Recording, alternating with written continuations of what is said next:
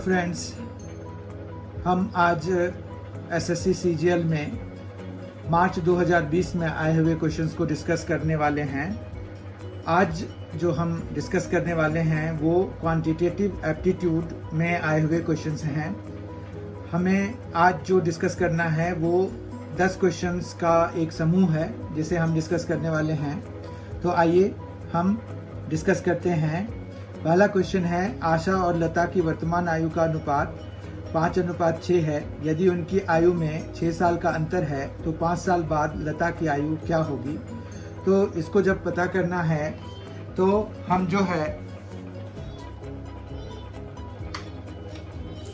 उनकी आयु को कुछ मान लेते हैं। जैसे अगर 5:6 में है तो हमारे पास यहाँ पर क्या हो जाएगा, आशा और लता। तो आशा पहले आई हुई है और यहाँ पर लता है। तो आशा के केस में हम इसको 5x और लता के केस में हम इसको 6x अगर सपोज कर लें तो हमारे पास अब दोनों के का जो अंतर है वो कितना है, अंतर है तो ये 6x माइनस 5x हो जाएगा जो कि 6 है। तो इस तरह से हमें x की वैल्यू 6 मिल जाएगी क्योंकि 6x माइनस 5x 6 के बराबर होता है। तो अंतर हमारा मिल गया।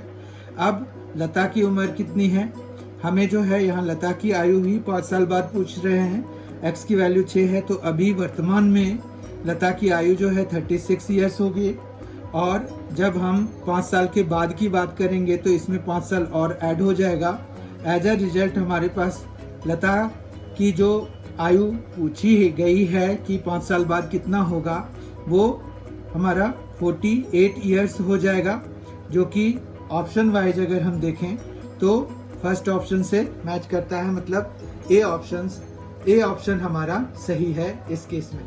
आज का सेकंड क्वेश्चन है, 6 संख्याओं में प्रथम 5 संख्याओं का योग छठी संख्या का 7 गुणा है। यदि उन संख्याओं का औसत 136 है तो छठी संख्या का मान क्या है। अब अगर हम इस प्रॉब्लम को करना चाहते हैं तो हमें यहाँ पर क्या है कि 6 संख्याओं में से प्रथम 5 संख्याओं का मतलब हम यहाँ पर s ले लेते हैं। 5 संख्याओं का जो सम है तो वो हमारा कितना है, 7x हो जाएगा।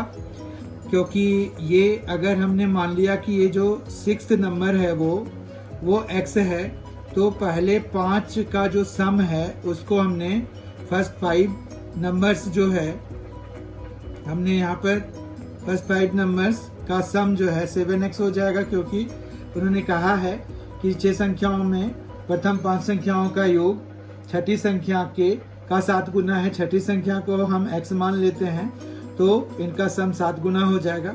अब जब एवरेज की बात करते हैं तो हमारे पास एवरेज कैसे निकलता है, जब हम चीज़ों को सारी वैल्यूज़ को ऐड करते हैं तो इस तरह से यहाँ पर 7x प्लस x अपॉन कितना हो जाएगा, चूँकि 6 नंबर्स हैं तो ये टोटल कितना हो जाएगा, 8x/6 हो जाएगा। अब ये उन्होंने दिया हुआ है कि यदि उन संख्याओं का औसत कितना है, 136 है। ठीक है, तो हमारे पास यहाँ पर क्या आ जाएगा, 8x/6 इज इक्वल टू 136 हो जाएगा। तो यहाँ पर x की वैल्यू जो होगी वो 136 इंटू 6/8 हो जाएगा। अब अगर हम यहाँ पर ये 2 3 और ये 4 हो जाएगा, 4 3 और 4 4 तो 34 इंटू 4, 34 इंटू 3, 34 इंटू 3 कितना हो जाता है, 102। तो हमारे पास यहाँ पर अगर देखें तो डी ऑप्शन करेक्ट है, 102 आंसर आएगा छठी संख्या का मान। तो डी ऑप्शन हमारा करेक्ट हो गया। आज का थर्ड क्वेश्चन है, यदि x y z 3 ऐसे पूर्णांक हैं कि x plus y 8, y plus z 13 और z प्लस x 17 है तो x²/yz का मान ज्ञात कीजिए। तो हमारे पास यहाँ पर सबसे पहली बात यह है कि हमें दिया हुआ है x plus y, y plus z और z प्लस x। इन तीनों को अगर हम ऐड कराएंगे तो हमारे पास 2x plus y plus z मतलब 2x plus y plus z आ जाएगा। अब ये 13 प्लस 17 हो जाता है 30, 30 प्लस 8 तो 38 हो गया। इस तरह से x plus y plus z जो है हमारा 19 हो जाएगा। अब हम यहाँ पर से इसको और बाकी जो 3 हमें दिए हुए थे उनको यूज़ करके हम एक्स वाई जेड की वैल्यू निकाल सकते हैं। वो कैसे? वाई प्लस जेड 13 है, अगर हम 13 इसमें माइनस कराएंगे तो हमें किसकी वैल्यू मिल जाएगी? एक्स की वैल्यू मिल जाएगी। ठीक है बात? इसको आप समझने के लिए यहाँ पर ऐसे लिख सकते हैं, पर हम जब इसको वाकई में एसएससी सीजीएल के दौरान इसको सॉल्व करेंगे तो हमें इतना कुछ करने का समय मिलता नहीं है, तो हमें बहुत तेजी से काम करना पड़ता है। अभी फिलहाल समझने के लिए ये चीजें हम कर रहे हैं। तो ये 6 आ गया एक्स की वैल्यू। इसी तरह से वाई के लिए हम क्या करेंगे? इस 19 में वाई के लिए हम एक्स प्लस जेड, यानी कि एक्स प्लस जेड 17 है, तो 17 अगर हम माइनस कराएंगे तो हमें 2 मिल जाएगा। और इसी तरह से जेड के लिए एक्स और वाई का जो सम है वो माइनस कराएंगे तो 19 माइनस 8 हमारा 11 हो जाएगा। अब हमें जिसकी वैल्यू निकालनी है वो है x square by y z. X square हमारा 6 है तो 6 स्क्वायर हो जाएगा। वाई जेड हमारे पास 2 इंटू 11 है, तो ये हो गया 36 बाय 2 इंटू 11, यानी कि 18 बाय 11। इस तरह से अगर देखें तो हमारा ऑप्शन ए करेक्ट है। ठीक है।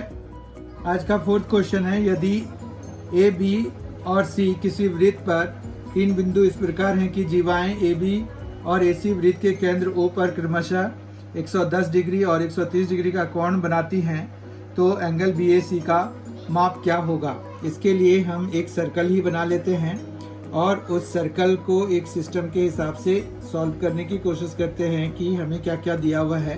तो यहाँ पर उन्होंने दिया है कि ए बी और ए सी, मतलब अगर हम ऐसे ले लें, ये बी ले लेते हैं, ये ए ले लेते हैं, तो हमारे पास ए बी और ए सी, मतलब यहाँ पर सी ले लेते हैं, यहाँ पर ओ। तो जब हम इसको ज्वाइन करा देते हैं बी ओ ए ओ और इनको ज्वाइन करा लेते हैं, ए बी जो है हमारे पास वो 110 डिग्री, यहाँ पर 110 डिग्री, जबकि ये ए सी जो है 130 डिग्री। तो इस तरह से ये कितना हो जाएगा? ये दोनों मिला के कितना होगा? 240, तो ये 120 डिग्री हो गया। अब हमारे पास एक सर्कल में थ्योरम होता है कि angle subtended bye a cord at the centre, angle subtended bye a cord at the centre is twice the angle subtended bye it at any point on the alternate segment. अब alternate segment में जो angle बन रहा है वो ए है। अब ये अगर 120 है तो ये कितना होना चाहिए? 60 डिग्री होना चाहिए। इस तरह से हमारा बी ऑप्शन करेक्ट है इस क्वेश्चन के लिए। आज का क्वेश्चन 5 है, यदि x is equal to 4 cos a plus 5 sin a और y is equal to 4 sin a minus 5 cos a हो, तो x square plus y square का मान ज्ञात कीजिए। अब यहाँ पर अगर हम देखें तो हमारे पास एक्स स्क्वायर क्या हो जाएगा? सीधा सीधा लिखते हैं 16 cos स्क्वायर ए, 4 का स्क्वायर 16 हो जाएगा, तो 16 cos स्क्वायर ए प्लस 25 sin स्क्वायर ए प्लस ये 2ab जब लगाएंगे तो ये हो जाएगा 40 sin a into cos A. ठीक है बात? ये हो गया। इसी तरह से वाई स्क्वायर जब लगाएंगे तो हमारे पास यहाँ पर 16 के साथ में साइन स्क्वायर ए आ जाएगा, क्योंकि 4 साइन ए का स्क्वायर, फिर यहाँ पर 25 के साथ में कॉस स्क्वायर ए, जबकि यहाँ -2ab के हिसाब से 40 sign A into cos A हो जाएगा। ठीक है। अब हमें इनको ऐड कराना है, तो ऐड कराने के लिए x square plus y square is equal to, अब यहाँ देखिए cos square plus sine square 1, तो ये 16 हो जाएगा, प्लस ये भी sine square plus cos square 1, तो ये 25 हो जाएगा, जबकि ये क्या हो जाएगा? ये कैंसिल हो जाएगा। तो इस तरह से हमारे पास कितना आ गया? 41। तो हमारा ऑप्शन डी करेक्ट हो गया। आज का क्वेश्चन 6 है, यदि a प्लस बी 45 डिग्री हो तो 1 plus 10a into 1 plus 10b का मान क्या होगा? ये ट्रिगोनोमेट्री से संबंधित है और ये थोड़ा सा लेंदी भी है। ये लेंदी इस लिहाज से है कि यहाँ पर हमें 10a प्लस b का फॉर्मूला लगाना पड़ता है। वो होता है हमारे पास 10a plus 10b upon 1 minus 10a 10b, 1 minus 10a into 10b। अब ये क्या है कि 10a प्लस b, मतलब a प्लस बी 45 डिग्री है, तो 10 45 डिग्री इज इक्वल टू क्या हो जाएगा? 10a plus 10b upon 1 minus 10a tan b। ठीक है बात, इतना समझ में आ गया है। अब अगर हम यहाँ पर देखें तो tan 45 डिग्री इज 1, तो ये 1 हो गया। 1 is equal to tan a plus tan b, tan a plus tan b upon 1 minus tan a into tan b हो गया। ठीक है, अब यहाँ से हमें कुछ नहीं करना है। 1 minus tan a into tan b is equal to tan a plus tan b की value, tan a plus tan b की वैल्यू हो जाएगी। तो tan a plus tan b की वैल्यू हमारे पास आ गई है। ठीक है बात। अब जो है जब हमें यहाँ पर क्या निकालना है, 2 into 1 plus tan a into 1 plus tan b, इसको जब हम ओपन करते हैं तो यहाँ पर क्या आएगा 2, यहाँ पर आएगा 1 plus tan b plus tan a plus tan a into tan b। ठीक है, अब यहाँ पर अगर हम देखें गौर से तो हमने जो ये वैल्यू निकाली है tan a plus tan b की, मतलब tan b plus tan a ये है ना हमारे पास, तो इसकी जगह पे हम 1 minus tan a tan b लिख देंगे। तो ये आ जाएगा 2 1, यहाँ पर आ जाएगा 1 minus tan a tan b। ठीक है, और प्लस में आ जाएगा tan a tan b। इस तरह से ये दोनों कैंसिल हो जाएंगे और ये 1 प्लस 1 2 हो जाएगा, तो 2 इंटू 2 ये बन जाएगा 4। तो ये हमारा 4 आंसर आ गया, जो कि ऑप्शन ए के बराबर है। ठीक है, 7th क्वेश्चन है, कोई रेलगाड़ी एक खंभे को 12 सेकंड में और 170 मीटर लंबे एक पुल को 36 सेकंड में पार कर लेती है, तो उस रेलगाड़ी की चाल डैश है। ये हमें निकालना है उस रेलगाड़ी की चाल। अगर हम मान लेते हैं कि चाल जो है उसका x किलोमीटर पर आवर है या x मीटर पर सेकंड ले लेते हैं, क्योंकि हमें यहाँ पर 12 सेकंड दिया हुआ है तो x मीटर पर सेकंड ले लेते हैं। बाद में हम इसको 18/5 से मल्टीप्लाई करा करके किलोमीटर पर सेकंड में चेंज कर लेंगे। ठीक है बात। तो यहाँ पर मीटर पर सेकंड है, चाल हमारा x मीटर पर सेकंड हो गया। अब वो अगर 12 सेकंड में किसी पोल को पार कर रहा है तो हमारे पास गाड़ी की लंबाई जो है, रेलगाड़ी की लंबाई निकल जाएगी इससे, क्योंकि हम ये मान के चलें कि खंबे का जो विड्थ है वो नगण्य है, मतलब नेग्लिजिबल है, तो रेलगाड़ी की लंबाई हमारे पास आ जाएगी कितनी, वो हो जाएगा 12x मीटर। ठीक है, अब जब ये 12x मीटर रेलगाड़ी की लंबाई हो गई, अब उसको 170 मीटर प्लस रेलगाड़ी की अपनी लेंथ पूरा पार करने में 36 सेकेंड लगता है, तो यानी कि वो हो जाएगा 12x प्लस 170। ये कैसे फॉर्म हुआ है ये समझ लीजिए आप। ये पुल की लंबाई है, ये रेलगाड़ी की लंबाई है, और अपॉन अगर हम उसकी चाल से कर दे तो हमें टाइम टेकन निकल जाएगा, क्योंकि हमारे पास distance by speed gives us time taken. तो ये टाइम टेकन हमारे पास निकल गया। इस तरह से 12x plus 170 is equal to 36x हो गया, जो कि 12 अगर हम उधर ले जाएंगे तो 170 इज इक्वल टू क्या हो जाएगा, 24x हो जाएगा। तो इस तरह से हमारे पास x की वैल्यू कितनी आ गई, x की वैल्यू है 170/24। ये मीटर पर सेकेंड में है, रिमेम्बर ये मीटर पर सेकेंड में, हमने मीटर पर सेकेंड में लिया हुआ था, पर हमारा जो ऑप्शन दिया हुआ है वो किलोमीटर पर आवर में है। अभी बताया आपको कि इसको किलोमीटर पर आवर में चेंज करने के लिए हम 18/5 से मल्टीप्लाई करा देंगे, तो ये किलोमीटर पर आवर में चेंज हो जाएगा। आप भी इस चीज का ध्यान रखेंगे। तो 6 3 जा और 6 4 जा हो गया, 2 से अगर हम कराएंगे तो ये आ जाएगा 85, ये आ जाएगा 17 और ये आ गया 51/2, 51/2 किलोमीटर पर आवर, जो कि कितना हो जाता है 25.5 के बराबर हो जाता है, 25.5 किलोमीटर पर आवर, जो कि ऑप्शन डी है। तो therefore for this question option D is correct. आज का 8th क्वेश्चन है, यदि किसी आयत की लंबाई 40% तक बढ़ा दी जाती है। अब ये देखिए, ये थोड़ा सा वैसा क्वेश्चन है कि हम जो है अगर 1 यूनिट पे बात करते हैं कि भाई पहले हमारा 1 यूनिट था, बढ़ाने के बाद कितना हो जाएगा 1.4 हो जाएगा, 40% बढ़ाया। अब चौड़ाई अगर हमने कम कर दी तो चौड़ाई हमारा 20% कम हुआ, तो कितना अब बचा रह गया 0.8। इस तरह से अगर आप करेंगे तो सीधा सीधा इनको मल्टीप्लाई कर दीजिए, तो ये हो जाता है 112, मतलब 1.12।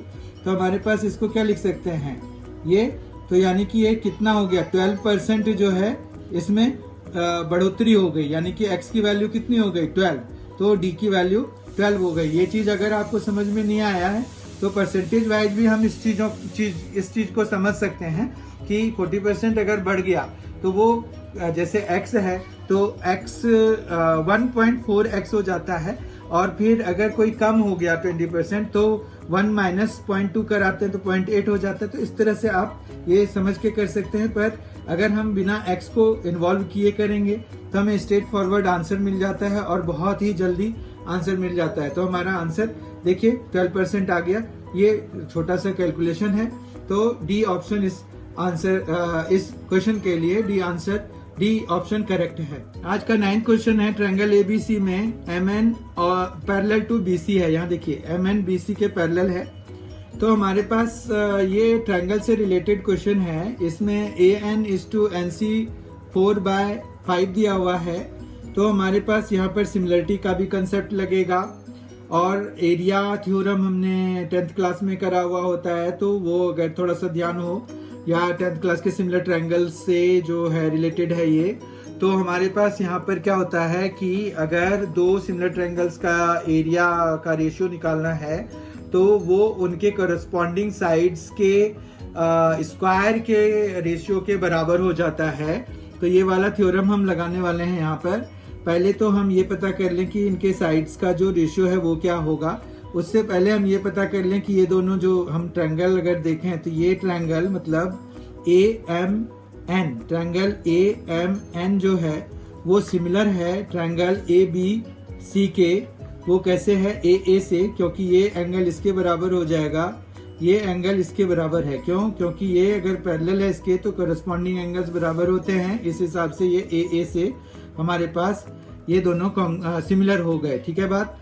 उसके बाद दो सिमिलर ट्रायंगल्स का एरिया जो है वो हमारा क्या हो जाएगा, area of triangle AMN by area of triangle ABC जो है वो इज इक्वल टू हो जाएगा AN square by AC square. ठीक है बात।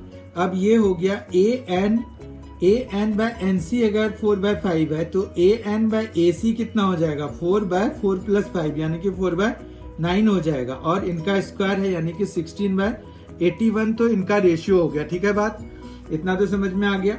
अब लेकिन यहाँ पर एक और प्रॉब्लम है। ABC जो है ये कंप्लीट एरिया हो गया, जबकि हमें सिर्फ ये वाला एरिया दिया हुआ है, चतुर्भुज का एरिया दिया हुआ है।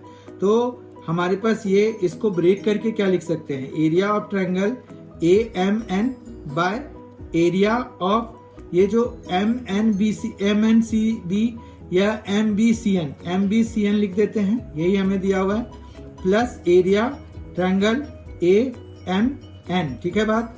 तो यहाँ पर जो है हमारे पास ये 16/81 के ही बराबर रहेगा।